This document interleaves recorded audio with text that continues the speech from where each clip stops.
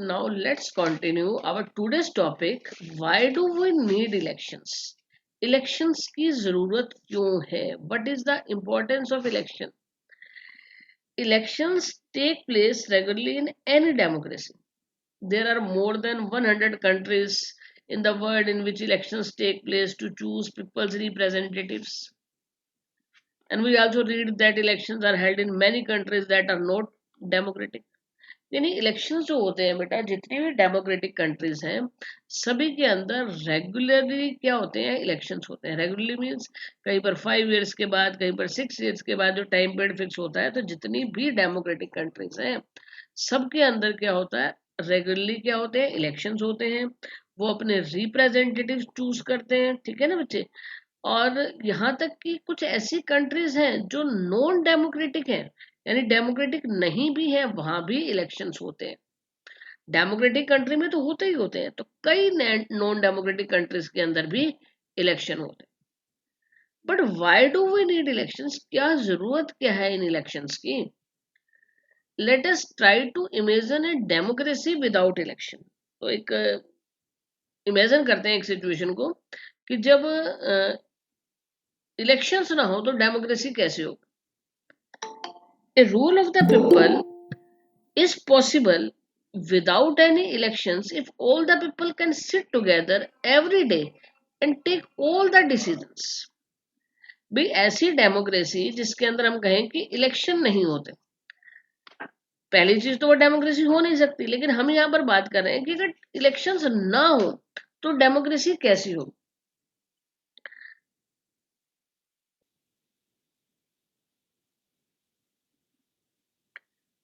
तो हम लोग बात यहाँ पे ये कर रहे थे बेटा कि ऐसी डेमोक्रेसी जिसके अंदर मतलब इलेक्शंस ना हो, तो यहाँ पर रूल कौन करेगा.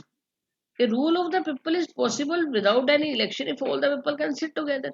यानी अगर हम ये कहें कि लोगों का रूल पॉसिबल तो है, लेकिन वो तब पॉसिबल है जब सभी लोग फिजिकली एक साथ बैठकर क्या कर सकें, डिसीजन ले सकें. If all the people can sit together every day and take all the decisions, जैसा कि हमने इससे पहले वाले चैप्टर के अंदर भी देखा था. But this is not possible in any large community. किसी भी लार्ज कम्युनिटी में चीज पॉसिबल नहीं है कि सभी लोग एक साथ मिलकर बैठे और डिसीजन लें. Not it is it possible for everyone to have the time. अगर हम ये कहें कि फिजिकली एक साथ बैठना पॉसिबल भी हो जाए तो भी ये चीज पॉसिबल नहीं है कि सभी लोग उसके ऊपर अपना टाइम स्पेंड करें. Nor is it possible for everyone to have the time and knowledge to take decision of all matters. यानी सभी लोग के पास ना इतना टाइम है, सभी लोग के पास ना इतनी नॉलेज है कि वो क्या कर सके, सभी मैटर्स के ऊपर एक साथ बैठ के डिसीजन ले सके. तो डिसीजन कौन लेगा? Therefore, in most democracies, people rule through their representative. इसी वजह से लोग अपने रिप्रेजेंटेटिव्स के थ्रू क्या करते हैं, रूल करते हैं. Is there a democratic way of selecting representative without election? अब हम कहते हैं कि भाई रूल तो रिप्रेजेंटेटिव्स के थ्रू होगा, पर आपको क्या लगता है कि ऐसा कोई डेमोक्रेटिक वे है जिसमें हम बिना मतलब इलेक्शंस के अपने रिप्रेजेंटेटिव्स को चूज कर सकें? Let us think of a place where representatives are selected on the basis of age and experience. यानी हम इलेक्शन नहीं करवा रहे, हम कोई दूसरा वे देख रहे हैं कि भाई हम मतलब कोई दूसरा डेमोक्रेटिक वे जिसमें हम अपने रिप्रेजेंटेटिव्स को सिलेक्ट भी कर रहे हैं बट विदाउट इलेक्शन. तो उसके लिए हमने एक क्राइटेरिया ले लिया कि हम एज के बेस पे या एक्सपीरियंस के बेस के ऊपर किसी भी कैंडिडेट को सिलेक्ट कर लेंगे. और a place where they are chosen on the base of education और नॉलेज. एज और एक्सपीरियंस के बेस पे सिलेक्ट कर लिया या एजुकेशन और नॉलेज के बेस पर सिलेक्ट कर लिया. There could be some difficulty in deciding on who is more experience और नॉलेजेबल. लेकिन हमने ये कह तो दिया कि हम उनके एक्सपीरियंस के बेस पर, उनकी नॉलेज के बेस के ऊपर डिसाइड कर लेंगे. बट किसी की एक्सपीरियंस और नॉलेज को डिसाइड करना कि कौन पर्सन ज्यादा नॉलेजेबल है, कौन पर्सन ज्यादा एक्सपीरियंस्ड है, ये डिसाइड करना एक इजी टास्क नहीं है बेटा. बट लेट अस से the people can resolve these difficulties. Clearly, such a place does not require elections. यानी अगर ये सारी डिफिकल्टीज को हम रिजॉल्व कर लेते हैं, हम किसी को उसकी एज के अकॉर्डिंग या एक्सपीरियंस के अकॉर्डिंग चुन लेते हैं, या एजुकेशन और नॉलेज के अकॉर्डिंग चुन लेते हैं। पहली चीज तो जब हम इसको एजुकेशन या नॉलेज के अकॉर्डिंग चूज कर रहे हैं, तो ये हमारा जो वे है वो डेमोक्रेटिक वे ही नहीं है। यानी एक जो अनएजुकेटेड पर्सन है या जो कम पढ़ा लिखा पर्सन है, उसको हम क्या कर रहे हैं, उसको तो हम चांस ही नहीं दे रहे हैं। हम चांस किसको दे रहे हैं, जो ज्यादा एजुकेटेड है। हम तो यही देखेंगे ना, जब हमने एजुकेशन की बात करी तो जो ज्यादा एजुकेटेड है। तो यहाँ पर क्या हुआ, जो लेस एजुकेटेड है, चाहे वो कितना ही एक्सपर्ट पर्सन क्यों ना, जिसके अंदर कितने ही स्किल्स क्यों ना हो, हमने उसको तो क्या कर दिया, उसको तो इग्नोर कर दिया। तो ये वे जो हुआ डेमोक्रेटिक वे नहीं हुआ। ठीक है, अगर हम किसी की एज के अकॉर्डिंग करते हैं तो ठीक है, हमने एक ओल्ड एज पर्सन को तो ले लिया, हो सकता है उस ओल्ड एज पर्सन के अंदर इतनी पॉलिटिक्स से रिलेटेड स्किल ना हो। हमने क्या कर दिया, हमने उससे छोटी एज वाले लोग थे, उससे ज्यादा स्किल्ड पर्सन हो, मतलब उन्हें पॉलिटिक्स की ज्यादा नॉलेज हो, हमने उन लोगों को इग्नोर कर दिया। तो यहाँ पर ये जो तरीका हुआ, ये डेमोक्रेटिक तरीका है ही नहीं। तो ऐसा कोई तरीका हमारे पास नहीं है कि विदाउट इलेक्शन हम अपने रिप्रेजेंटेटिव्स को चूज कर सकें। तो इस वजह से क्या होता है, इलेक्शन जरूरी हो जाते हैं। उसके साथ साथ, but can we call this place a democracy, तो मैंने कहा कि ऐसे प्लेस को हम डेमोक्रेसी नहीं कह सकते। How do we find out if the people like their representatives और not? How do we ensure that these representatives rule as per the wish of the people? How to make sure that those who the people do not like do not remain their representatives? यानी हमने क्या किया, हमने तो simply select कर लिया without election कि ठीक है, ये पर्सन है, ये हमारे को लग रहा है कि ज्यादा जो है नॉलेजेबल है, इसके अंदर ज्यादा स्किल है, इसको हमने क्या कर दिया, ये हमारा रिप्रेजेंटेटिव है, ये हमारे को क्या करेगा, गवर्न करेगा, ये गवर्नमेंट चलाएगा। इलेक्शन हमने किए नहीं। तो ऐसे में अगर वो पर्सन हमारे विशेस के अकॉर्डिंग, हमारे डिजायर्स के अकॉर्डिंग वर्क नहीं कर रहा, अगर वो पर्सन कंट्री के वेलफेयर में, लोगों के वेलफेयर में वर्क नहीं कर रहा, तो हम उसे कैसे हटाएंगे? हमारे को उसके लिए क्या चाहिए, इलेक्शंस तो चाहिए ना, तब ताकि वो पर्सन जिसको हमने चूज किया था, जिसको हमने सेलेक्ट किया था एज ए रिप्रेजेंटेटिव, वो अपनी पावर को मिसयूज ना कर सके। यानी कोई भी पॉलिटिशियन अपनी पावर को कब मिसयूज नहीं कर सकता है, जब उसको ये पता है कि नेक्स्ट इलेक्शंस में वो हार भी सकता है। तो ये कब पॉसिबल है, जब इलेक्शन होंगे तभी तो पॉसिबल होगा। आपने विदाउट इलेक्शन ऐसे पर्सन को चूज कर लिया जो गवर्नमेंट चला रहा है, तो ऐसे में क्या कहेंगे, ऐसे में वो अपनी पावर को मिसयूज भी कर सकता है, वो डिक्टेटर भी बन सकता है। तो उसको हम डेमोक्रेसी का नाम नहीं देंगे। तो एक डेमोक्रेटिक कंट्री के अंदर इलेक्शंस मस्ट है। ठीक है, क्योंकि सभी लोग एक साथ मिलकर बैठकर डिसीजन ले नहीं सकते हैं। तो रिप्रेजेंटेटिव डेमोक्रेसी होती है, और रिप्रेजेंटेटिव डेमोक्रेसी के लिए क्या जरूरत है, इलेक्शंस मस्ट है। तो this require a mechanism by which people can choose there representatives at regular intervals and change them. तो हमारे को एक ऐसे मैकेनिज्म की जरूरत है जिसमें लोग अपने रिप्रेजेंटेटिव्स को चुन सकें, रेगुलर इंटरवल्स के ऊपर उनको चुन सकें, उनको चेंज कर सकें। If they wish to do so, this mechanism is called election. तो इस मैकेनिज्म को हम क्या कहते हैं, इलेक्शंस कहते हैं। Therefore, elections are considered essential in our times for any representative democracy. तो इलेक्शंस क्या हो गए, किसी भी रिप्रेजेंटेटिव डेमोक्रेसी के अंदर इलेक्शन जो है वो क्या है, वो मस्ट है। In an election the voters make many choices. Elections के अंदर क्या होता है बेटा, वोटर्स के पास बहुत सारी चॉइसेस होती हैं कि किसको वोट देना है, किसको नहीं देना। They can choose who will form the government and take major decisions. वो चुन सकते हैं कि किसको हमने क्या करना है। They can choose who will form the government, यानी कौन गवर्नमेंट बनाएगा, कौन मेजर डिसीजन लेगा। यानी जिन कैंडिडेट्स को लोग वोट देते हैं, वही लोग तो क्या करते हैं, वही लोग चुने जाते हैं, वही गवर्नमेंट फॉर्म करते हैं, वही डिसीजन लेते हैं। They can choose the party whose policies will guide the government and law making. हम ये चूज कर सकते हैं कि किन लोगों की पॉलिसीज जो है, किस पार्टी की पॉलिसीज जो है वो क्या करेंगी, वो लॉ बनाएंगी, किस पार्टी से क्या बनेगी, गवर्नमेंट बनेगी। तो ये सब कौन चुन सकता है, ये सब लोग चूज कर सकते हैं। और कैसे चूज कर सकते हैं, with the help of elections. ये जो टॉपिक आप कर रहे थे, why do we need elections, तो ये आपको क्लियर हो गया कि एक मॉडर्न डेमोक्रेसी जिसकी हम बात कर रहे हैं, आज की जो डेमोक्रेसी है वो रिप्रेजेंटेटिव डेमोक्रेसी है। रिप्रेजेंटेटिव डेमोक्रेसी क्यों? क्योंकि सभी लोग एक साथ मिलकर डिसीजन ले नहीं सकते, तो रिप्रेजेंटेटिव ही क्या करेगा? डिसीजन लेगा। और रिप्रेजेंटेटिव को हम कैसे डिसाइड करें कि कौन रिप्रेजेंटेटिव होगा?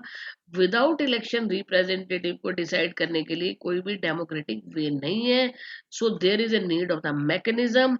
एक ऐसे मैकेनिज्म की जरूरत है जिसमें हम अपने रिप्रेजेंटेटिव्स को रेगुलर इंटरवल पर क्या कर सकें? चूज भी कर सकें और उनको क्या कर सकें? चेंज भी कर सकें। तो एक रिप्रेजेंटेटिव डेमोक्रेसी के अंदर वोटर्स को क्या क्या चॉइसेस मिलती हैं?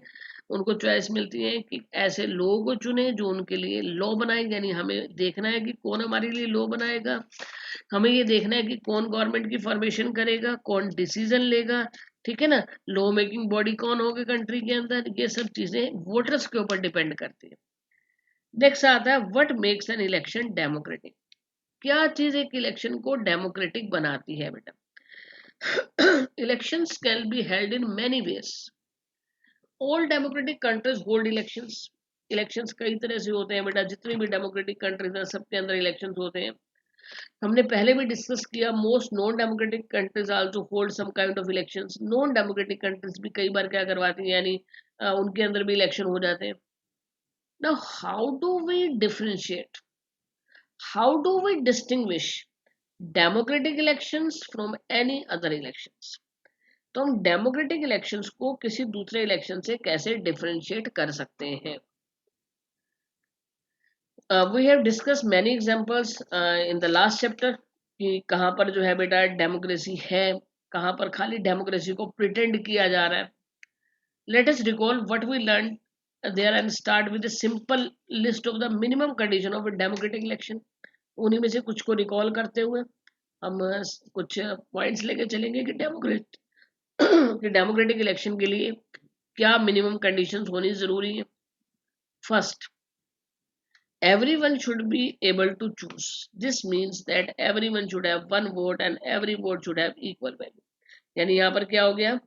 वन वोट फॉर एवरीवन, यानी जो भी यूनिवर्सल एडल्ट फ्रेंचाइज की बात करें, सभी को एक वोट देने का राइट हो और सभी के वोट की वैल्यू क्या हो? इक्वल हो। ये पहला पॉइंट आता है, ये पहली कंडीशन होती है जिसे हम कहेंगे कि इलेक्शन जो है वो डेमोक्रेटिक है। उसके बाद सेकंड पॉइंट आता है हमारे पास, second, there should be something to choose from. Parties and candidate should be free to contest election and should offer some real choice to the voters. यानी कोई भी पार्टी, कोई भी कैंडिडेट इलेक्शन में खड़ा हो सकता है और वोटर्स के पास एक रियल चॉइस होनी चाहिए कि हमें किसको चूज करना और किसको चूज नहीं करना। Third, the choice should be offered at regular intervals. ये जो चॉइस है ये भी रेगुलर इंटरवल्स के ऊपर होनी चाहिए, यानी इलेक्शन जो है वो रेगुलर होने चाहिए, आफ्टर एवरी फ्यू ईयर्स, यानी जो भी डिसाइडेड है 5 ईयर्स या 6 ईयर्स, उसके बाद क्या इलेक्शन होने ही चाहिए। तो यहाँ पर क्या है, यहाँ पर जो चॉइस है वो रेगुलर इंटरवल्स के ऊपर होनी चाहिए। Fourth, the candidate preferred by the people should get elected. तो किसे चुना जाना चाहिए बेटा? जिसे लोगों ने प्रेफरेंस दी है। जैसे कौन प्रेफरेंस दे रहा है? लोग जिसे प्रेफरेंस दे रहे हैं उसे क्या करना चाहिए? उसे चुना जाना चाहिए। Fifth, election should be conducted in a free and fair manner where people can choose as they really wish. यहाँ पर फिफ्थ पॉइंट क्या आता है? Election should be conducted in a free and fair manner. Election जो है free and fair manner में होने चाहिए, यानी हम उन लोगों को चुन सके जिन्हें हम एक्चुअल में चुनना चाहते हैं। तो ये 5 पॉइंट्स जो हमने डिस्कस किए, ये पॉइंट्स क्या थे बेटा? पॉइंट्स में एक बार आपको फिर बता रही हूँ कि क्या पॉइंट्स हम लोग लेके चल रहे हैं। फर्स्ट हमने कहा कि हर एक को एक वोट देने का राइट होना चाहिए, यहाँ पर कोई डिस्क्रिमिनेशन नहीं होना चाहिए। हम कहें कि भी जैसे हम कलर के अकॉर्डिंग, कास्ट के अकॉर्डिंग, कल्चर के अकॉर्डिंग, लैंग्वेज के अकॉर्डिंग, रीजन के अकॉर्डिंग, रिलीजन के अकॉर्डिंग, मेल और फीमेल के अकॉर्डिंग, यानी कोई डिस्क्रिमिनेशन नहीं होना चाहिए। हर एक के पास एक वोट देने का राइट होना चाहिए और उसके वोट की वैल्यू क्या होनी चाहिए? यानी सभी के वोट्स की वैल्यू क्या होनी चाहिए? इक्वल होनी चाहिए। तो ये है डेमोक्रेसी, यानी मिनिमम कंडीशंस हम लोग डिस्कस कर रहे हैं। सेकंड क्या है? There should be something to choose from. Parties and candidate should be free to contest election. सभी पार्टीज, सभी जो भी कैंडिडेट्स हैं उनको इलेक्शन में खड़े होने का राइट होना चाहिए। जो ये इलेक्शंस में जो चॉइस है हमारी वो रेगुलर बेसिस पर होनी चाहिए। कैसे होनी चाहिए? रेगुलर बेसिस के ऊपर, यानी after every few years elections होने चाहिए। उसके बाद जो नेक्स्ट हमने कहा कि उन्हीं कैंडिडेट्स को चुनना चाहिए जो, जिसे वही कैंडिडेट्स चुने जाने चाहिए जिन्हें लोग प्रेफरेंस दें, जिन्हें लोग लाइक करें। And fifth, election should be conducted in a free and fair manner. Election कैसे होने चाहिए? फ्री एंड फेयर मैनर में होने चाहिए, यानी हम उन्हीं कैंडिडेट्स को चुन पाए जिनको एक्चुअल में हम चुनना चाहते हैं। These might look like very simple and easy condition. देखने में कंडीशन बहुत इजी लगती है कि ठीक है, सभी को एक वोट देने का राइट है, सभी के वोट की एक वैल्यू है, रेगुलर इंटरवल्स के ऊपर इलेक्शन हो गए, फ्री एंड फेयर इलेक्शन हो गए, जिसको भी इलेक्शन में खड़े होना उसको इलेक्शन में खड़े होने का राइट होना चाहिए। तो ये कंडीशन देखने में बड़ी सिंपल लगती है, but there are many countries where these are not fulfilled. बहुत सारी ऐसी कंट्रीज हैं, हम इंडिया की बात नहीं कर रहे, इंडिया के अंदर जो होता है ये सब सारी कंडीशंस पूरी होती है, लेकिन बहुत सारी ऐसी कंट्रीज हैं बेटा जहां पर ये कंडीशंस फुलफिल नहीं होती है। ठीक है बेटा, तो ये टॉपिक आज का जो है हमारा यहाँ पर कंप्लीट होता है। कल हम कंटिन्यू करेंगे इसके नेक्स्ट टॉपिक को।